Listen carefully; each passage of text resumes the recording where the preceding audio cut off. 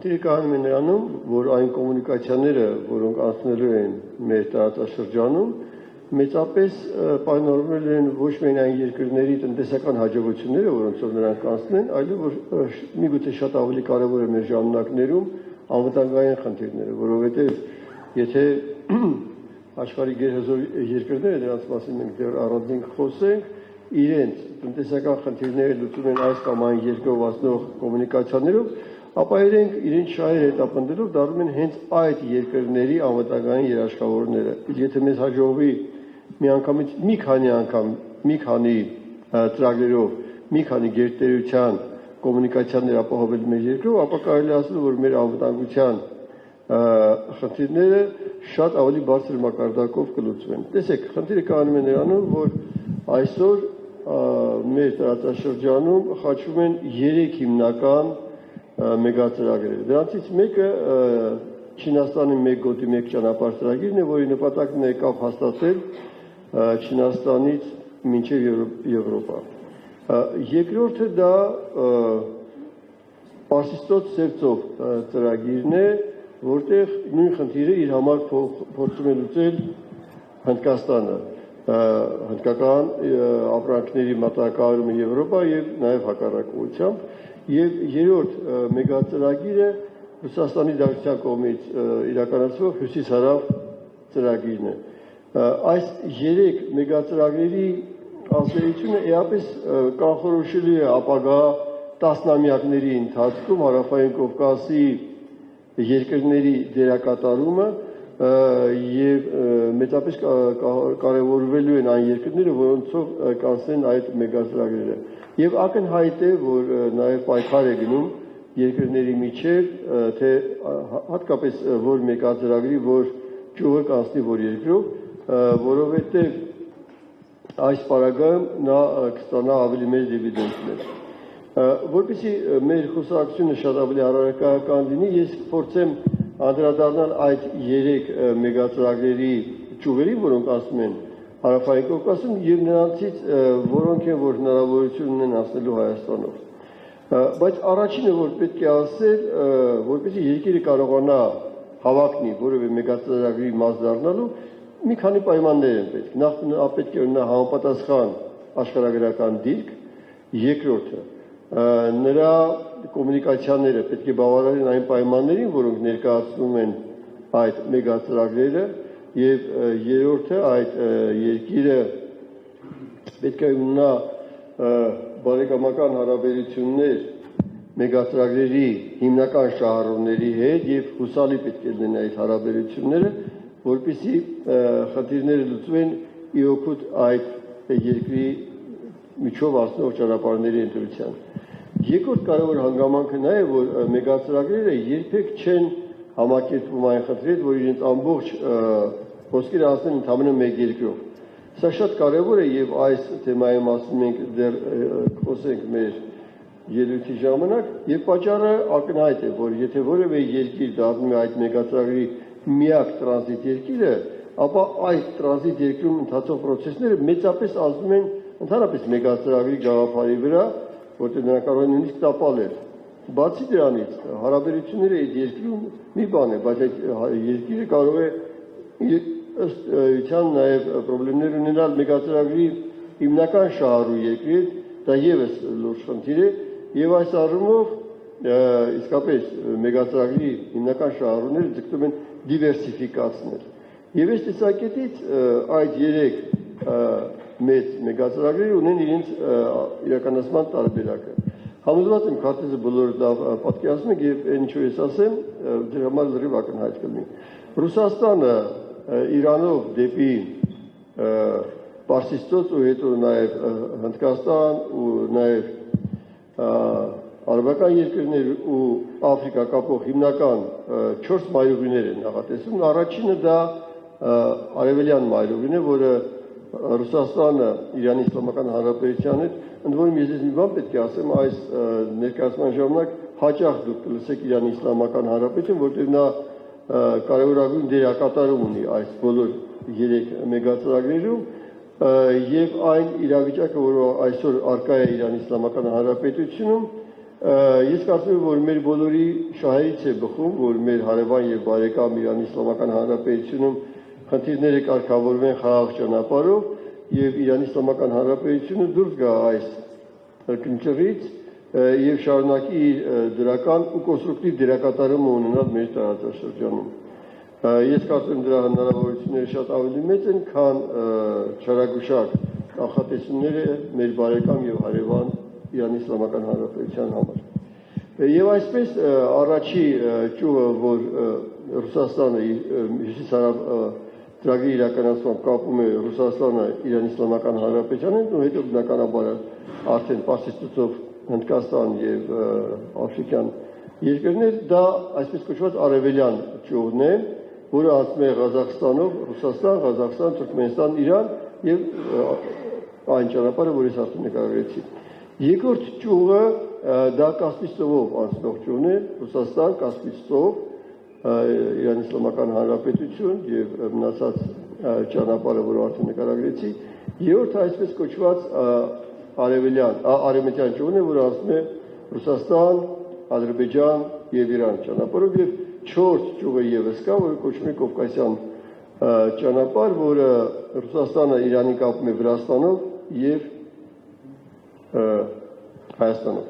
Ինչպես ես ասացի, այս դիվերսիֆիկացիան մենք կտեսնենք մյուս մեգածրագրերի ընթացքում կարևոր նախապայման է, որովհետև երբեք մեգածրագրերի հիմնական շահառուները չեն հանդուրժում, որ որևէ երկիր, տրանզիտ երկիր մոնոպոլացնի այդ ոչ կոմունիկացիոն հնարավորությունները։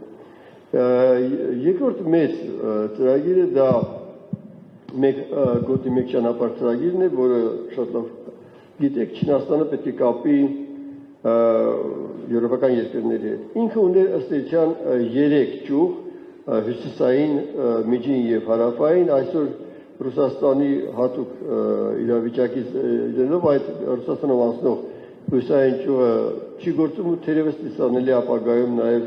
չի գործի։ Մնում է 2 ճյուղ, դա միջին-միջանցքի ճյուղն է, որը անցնում է Ադրբեջանով, հետո այդ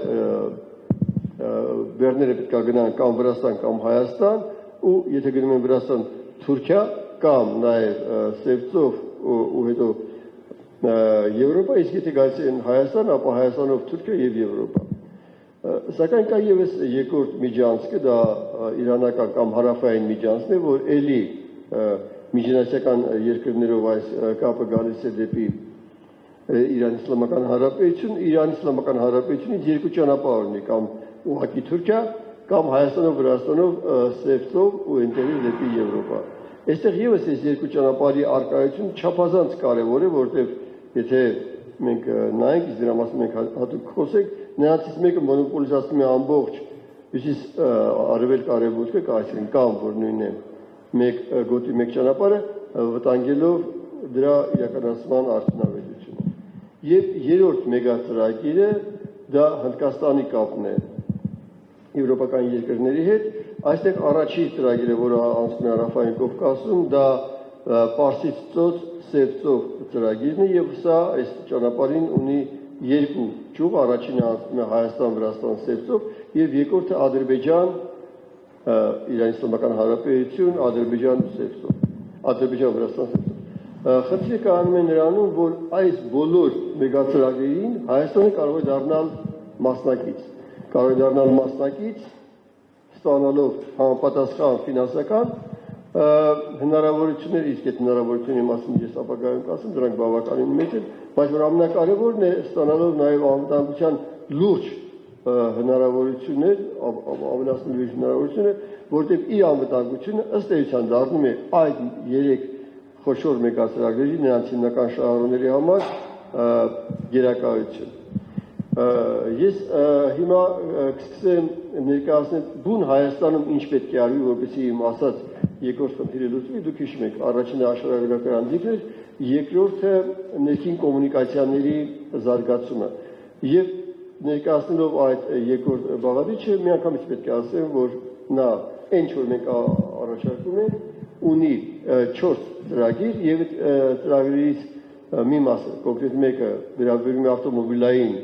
հնարավորությունների զարգացմանը Հայաստանի, որը ոչ միայն մեգաստրագրի համար է, այլ որպես ցանկացած երկիր իր կոմունիկացիաները ավելացնելով ինքը ոչ միայն տնտեսական խնդիրներ է լուծում, այլև սոցիալական բազում խնդիրներ է լուծում, իսկ մնացած երեքը երկաթուղային։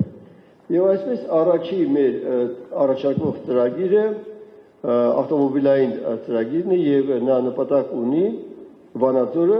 շատ կարճ ճանապարհով կապել Հրազդանի ու Երևանի հետ։ Դուք գիտեք, որպեսզի մենք գնանք Երևանից Վանաձոր, երկու ճանապարհով կարող ենք գնալ, կամ Սևանով, Վոլորանելով իջնել Դիլիջան ու հետո Վանաձոր, եւ երկրորդը ապարանով, էլի մենք պետք է բարձրանանք բավականին բարձր, ընդեղից էլի իջնենք այդ Վոլորանելով դեպի Սպիտակ ու Վանաձոր։ Այն առաջարկը, որ մենք անում ենք, ինքը միանգամից մի քանի խնդիր է լուծում, նախ ընդհանրապես որևէ Վոլորաններ չկա, որը շատ կարևոր է, երկրորդ էապես իջեցնում է ճանապարհի ամենաբարձր կետը, մի տարբերակում 120 մետր, երկրորդում 240 մետր, եւ երրորդը կարճեցնում է այդ ճանապարհը։ Մինչև ասել, թե ինչ արժի այս ծրագիրը եւ ինչպես պետք է դա իրականացնել, ես մի պատմություն պետք է պատմեմ, թե ինչպես է նման խնդիրները լուծում այլ երկրներում, օրինակ մեր հարևան Վրաստանում։ Գիտեք, որպեսզի Վրաստանը դառնա մեկ հյուսիսարավ մայրուղու հատված, ինքը ունի մեծ խնդրեմ, որտեղ իր այդ ճանապարհը բարձր վերջին լարսով անցնող ճանապարհը անցնում է Վրաստանի տարածքով բավականին բարձր լեռնային զանգվածով, այնտեղ կա հայտնի Խաչի Լեռնանցքը եւ այդ Խաչի Լեռնանցքի մոտ ծովի մակարդակից 2400 մետր է բարձրությունը եւ որպեսզի ինքը կարողանա դա իջացնել մինչեւ 1950-1970 մետրը ինքը արդեն 6 տարի մի ծրագիր է իրականացնում Քվեշետի կողմի բնակավայրերը իրար կապող երկարությունը ընդամենը 23 կիլոմետր է գումարները որոնք ծախսվելու են այդ ծրագրի իրականացման համար $5 միլիարդ Խնդրեմ եմ որ դուք ուշադիր նայեք այն թվերին որ ես կասեմ տեսեք ընդամենը 23 կիլոմետրի վրա $5 միլիարդ է ծախսվելու շինարարությունը պետք է ավարտվի 27 կամ 28 թվականին այսինքն 8 տարվա ծրագիր է սա բայց ինչ է շահում Վրաստանը այս բaragam նախ վերանում են այն բոլոր Վոլորանները որոնք պետք է մեքենաները բարձրանան մինչև այդ Խաչի Լեռնանցքը եւ երկրորդը 400 մետրով իջեցվում է այդ ամենաբարձր մակարդակը։ Հիմա ինչ ենք մենք շահում, ես ասեցի փաստորեն մենք նախ 120 մետրով իջեցնում ենք ամենաբարձր կետը ի համեմատություն Սևանի ճանապարհի եւ 260 մետրով իջեցնում ենք ամենաբարձր կետը ի համեմատություն ապարանով անցնող այդ ճանապարհի Կարճեցնում ենք ճանապարհը 35 կիլոմետրով մինչև Վանաձոր Սևանի ճանապարհով եւ 17 կիլոմետրով կարճեցնում ենք այդ ճանապարհը, եթե մենք գալիս ենք ապարանից։ Սա է նպատակը եւ հիմա ինչպես մենք պետք է իրականացնենք, բնականաբար պետք է մենք թունել փորենք Մեղրաձորի երկաթուղային թունելի Հարևանությամբ 9 կիլոմետրանոց թունել, բայց ամբողջ խնդիրը կայանում նրանում, որ գործնականում այդ թունելը արդեն փորված է։ Երբ կառուցվում էր Մեղրաձորի թունելը խորհրդային վերջին տարիներին, որպեսզի այդ process-ը ավելի արագ գնա, ինքը շինարարները ըստ նախագծի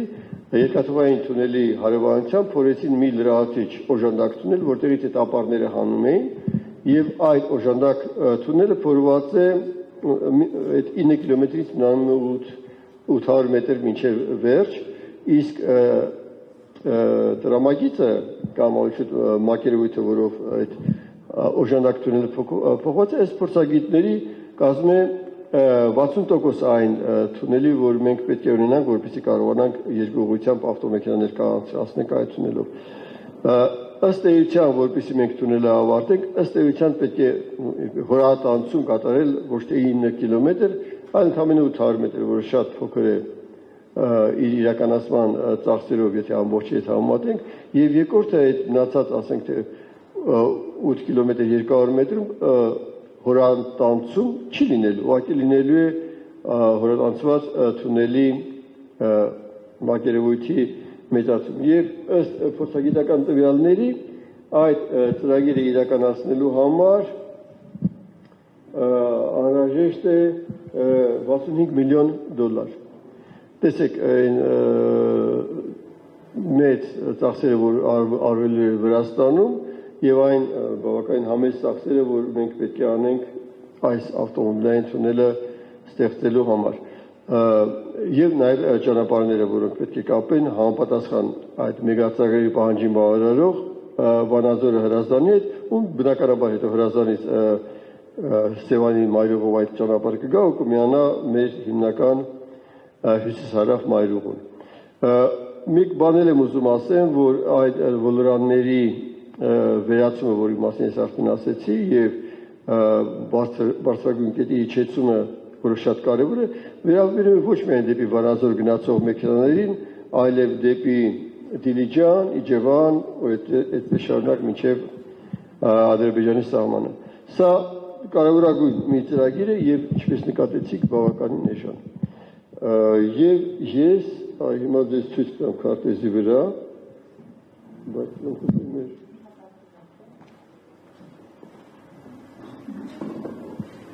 Չի։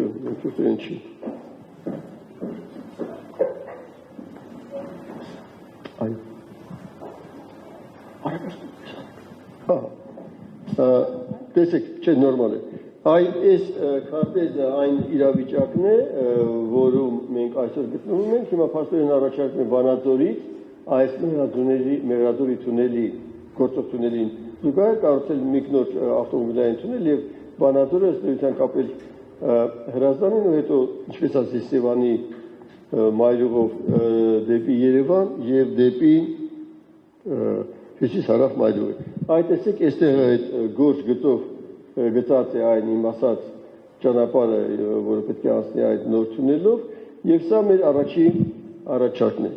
Երկրորդ առաջարկը եւս չափազանց կարեւոր առաջարկություն է, դեռ խորհրդային վերջի տարիներին ակնհայտ էր, որ եթե մենք կարողանանք, համոզված եմ քարտեզը շատ լավ պատկերացնում եք, տեսեք, մեր հիմնական երկաթուղին գալիս է Վրաստանից գալիս է Վանաձոր, հետո գնում է Գյումրի, հետո գալիս է Հայաստանի կենտրոնական մասը Երևան, եւ մենք ունենք նաեւ Հայաստանից դեպի Ստեվանի շրջանցող երկաթուղի, եւ եթե մենք կարողանում ենք այս երկու երկաթուղիները շատ կարճ ճանապարհով 35-40 կիլոմետրանոց Վանաձորից մինչև Մեղրաձորի թունել, մի փոքրիկ հատված կառուցել, ապա ֆունդամենտալ փոխվում է Հայաստանի երկաթուղային հնարավորությունները։ Որոնք են այդ հնարավորությունները։ Առաջինը Վրաստանից դեպի Երևան հիմնական ճանապարհը կրճատվում է շուրջ 70 կիլոմետրով եւ երկրորդը Իջևանից դեպի Գյումրի շուրջ 100 կիլոմետրով։ Այդ չեմ ասի մեր վերջին ծրագրի մասին, նա այս 30-35 կիլոմետրանոց ճանապարհը էական ազդեցություն է գործելու նաև երրորդ հիմնական մեր ծրագրի մասին, որի մասին առանձին խոսեմ։ Այսինքն տեսեք, եթե մենք ընդհանրապես 35 կիլոմետրանոց ճանապարհ ենք կառուցում, ոչ միայն Հայաստանի ներքին երկաթուղային ցանցն է էապես զարգանում, էապես, այլև ինքը դառնում է շատ ավելի նպաստավոր այն մեգածրագրերի մասին, որոնց մասին ես առայժմ ուզում եմ ներքինի մասին խոսել, էապես մեծանում է։ Այս փոքրիկ 35-40 կիլոմետրանոց երկաթուղի շինարարությունը ըստ փորձագիտական հաշվարկների մեզնից կպահանջի 250 միլիոն դոլարի ներդրում, բայց իր դրսևորումները էական եւ դրական մենք ունենանք ոչ միայն ներհայաստանյան, այլև այն գլոբալ ծրագրերի մասին, որի մասին ես ասեցի։ Եվ երրորդ մեգածրագիրը, որի մասին երրորդ առաջարկը, չէ, արդեն դարձավ չորրորդ առաջարկը, որի մասին, այո, ես նախ երրորդի մասին, նախ չորրորդի մասին։ Տեսեք, երբ մենք խոսում ենք Իջևանից դեպի Հայաստանի կենտրոն կամ դեպի Գյումրի գնացող երկաթգծի մասին, պետք է ասենք, որ այդ երկաթգիծը պատերազմական գործողություններից հետո գործնականում չի շահագործվել եւ երկրորդը Հավարծին գյուղի շրջակայքում տեղի ունեցել մեծ փլուզում եւ որպեսզի այդ երկաթուղին աշխատի, բանաշտյան կարող է ստատեմ շարաշարում ժամանակը։ Մենք արդեն 20 րոպե զանգում եւ 30 րոպե։ Չէ, 10 րոպեն մաքսիմում։ 10 րոպեն մաքսիմում։ Տեսեք։ 7։ Դուք պետք է իմանաք ես ինչի մասին խոսում եմ, հարցերը կարողանաք տալ։ Այո, տեսեք, որպեսզի այս երկաթգիծը Իջևանից դեպի Գյումրի վերանորոգվի, այդտեղ պետք է կառուցվի այն փլուզված հատվածը, որտեղ ներդրումները պահանջվելու են, որտեղ նա պետք է փլուզումից հեռու տարածքում, ապահով տարածքում կառուցվի շուրջ 17 միլիոն դոլար եւ ամբողջ ծրագիրը այս կպահանջի 80 միլիոն դոլար, եւս ոչ մեծ գումար այն գումարների համեմատ, որի մասին ես ասեցի, եւ վերջապես մեր 4-րդ առաջարկը դա այսպես կոչված հարավային Միջանցքի շինարարությունն է, տեսեք այս Միջանցքի այս երկաթուղու շինարարության մասին դեռ մեր իշխանության տարիներին 12-13 տարի առաջ մենք մեծ աշխատանքներ կատարեցինք եւ չինական ընկերության հետ կազմվեց հուշագիր, այդ ընկերությունը նախագիծ արեց, բանվորական ինժեներական փաստաթղթերի մակարդակի հասցրեց եւ այդ մեգածրագրի կարևորագույն հատվածը հանդիսացող այս երկաթուղու շինարարությունը էապես փոխում է մեր ամբողջ երկաթգծի կառուցվածքը, տեսեք մենք երկաթգծով դուրս են կարողանում գալ մեր բոլոր հարևաններին դեպի Իրան Իսլամական Հանրապետություն, դեպի Թուրքիա, դեպի Ադրբեջան եւ դեպի Վրաստան եւ այս ծրագիրը իսկապես բավականին մեծ է, բավականին թանկարժեք, ինքը արժի 3.5 միլիարդ դոլար եւ այս ծրագրի իրականացումը փաստորեն ամփոփում է մեր բոլոր 4 նախագծերը եւ թույլ է տալիս Հայաստանին հնարավորություն ունենալ մասնակցելու մեգածրագրին։ Հիմա ես շատ կարճ կասեմ, թե այդ մեգածրագրերով ինչպես պետք է ասեն, տեսեք, մենք ունենք փաստորեն բոլոր երկրների հետ հաղորդակցվելու հնարավորություն, երկաթուղային եւ երկու ճանապարհ հյուսիս-հարավ ծրագիրը եւ այն ծրագիրը, որ ես ասեցի, որը ավելի հարմար է վերջնի Լարսով Վրաստանով եկող ճանապարհին, որը անցնելու է Վանաձորով, ինչպես ես ասեցի, հետո գնա միանա մյուս մեգածրագրին հյուսիս-հարավին։ Եվ այս ծրագրերով անցնում է եւ հյուսիս-հարավ ծրագիրը, երկրորդը մեկ ճանապարհ մեկ գոտին կարող է անցնել Իջևանով մինչև Գյումրի, պետք է ասեմ, որ սա միակ ճանապարհը չի, մեկ ճանապարհ մեկ գոտին եւս ունի Վրաստանով անցնող Բաքու-Թբիլիսի Կարս երկաթուղին եւ այս մեր ճանապարհը, որ ես ասում եմ, ինքը ըստ էության 200 կիլոմետրով ավելի կարճ եւ մեգածրագրի համար բնականաբար շատ ավելի նպաստավոր է մեր ծրագրով աշխատել։ Իհարկե կա նաեւ ծրագիր, որ իրականացվում է հիմա այսպես կոչված տրիպը տրապի ուղին, որը եւս կապելու է Միջին Միջանցքի տրամաբանության մեջ Բաքուն Կարսի հետ, բայց դա եւս շուրջ 200 կիլոմետրով ավելի երկար է, քան այն ծրագիրը, որը մենք ենք առաջարկում։ Եվ վերջապես այս մեկ ճանապարհ մեկ գոտու ծրագրի իրանական տարբերակը, երբ որ ինքը անցնում է հարավով, այստեղ եւս այդ ծրագրի իրականացման արդյունքում տրանսպորտը կարող է գնալ դեպի Իրան Իսլամական Հանրապետություն եւ այս նոր նշած նա երկաթուղով բարձրանում դեպի Վրաստան եւ դեպի Անաքլիա եւ այստեղ եւս պետք է խոսել այն կարևոր հանգամանքի մասին, որ ես ասում եմ դիվերսիֆիկացիա։ Տեսեք, չափազանց կարևոր է, որ որևէ երկիր չդառնա մենաշնորհային այս տեսակետից եւ այս առումով եթե նայենք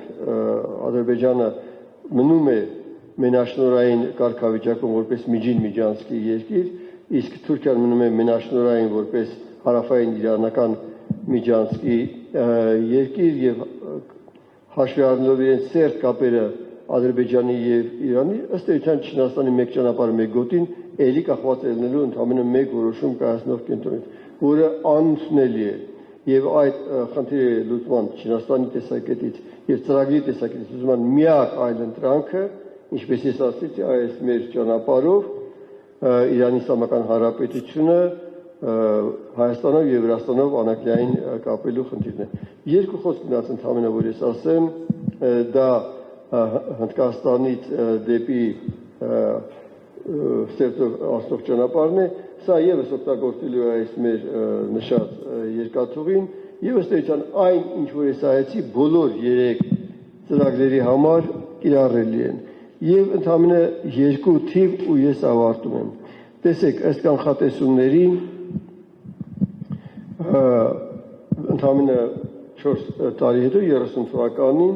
այս գոտի մեկ ճանապարհ ծրագրով պետք է անցներ 15-22 միլիոն տոննա բեռ,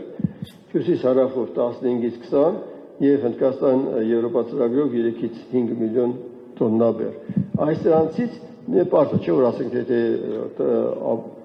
բեռները եկել են Ադրբեջան, նրանք պետք է այդ նույն ծավալով անցնեն Վրաստանով կամ Հայաստանով, եթե հետևաբար նրանց մի մասը պետք է անցնի Վրաստանով ու Հայաստանով։ Մեր հաշվարկներով մենք կարող ենք Հայաստանով անցկացնել մեկ ճանապարհ մեկ գոտիից 4-ից 6 միլիոն տոննա, հյուսիս հարավով 2-ից 3 միլիոն տոննա եւ 2-ից 3 միլիոն տոննա Հնդկաստան Եվրոպայով։ Այսինքն մենք կարող ենք ռեալ ակնկալել, որ Հայաստանով, եթե մենք նորմալ աշխատենք, մեր ծրագրի ավարտի պարագայում կունենանք 8-12 միլիոն տոննա բեռան փոխադրում, որը ինչպես ես ասացի, նախ մեծ տնտեսական հնարավորություն է տալիս Հայաստանին եւ հետո դառնում է չափազանց կարևոր անվտանգային գործոն, որովհետեւ ըստ էության մեր տարածքով անցնելու են կապեր, որոնք կենսական են այդ 3 տրանսպորտային ծրագրերի համար։ Եվ երրորդը, քանի որ այս ծրագիրը բավականին թանկ է, սա իրականացումը ես կարծում եմ, որ ճիշտ կլինի իրականացնել կոնսենսուսի միջոցով, հրավիրելով այդ կոնսենսուսի մասնակից հենց այդ 3 մեգատրագրերի հիմնական շահառուներին, Ռուսաստանին, Չինաստանին եւ Հնդկաստանին, որոնք շահագործելով հենց այս երկաթուղին, իրանք ոչ թե կվճարեն այս երկաթուղու համար, այլ իրենք եկամուտ կստանան, հետեւաբար նաեւ կնպաստեն, որ այդ երկաթուղին հնարավորինս շատ աշխատի։ Կներեք մի քիչ չարաշահեցի դերուսերադրությունը, բայց երևի հնարավոր ամենակարճ ձևով էր սա։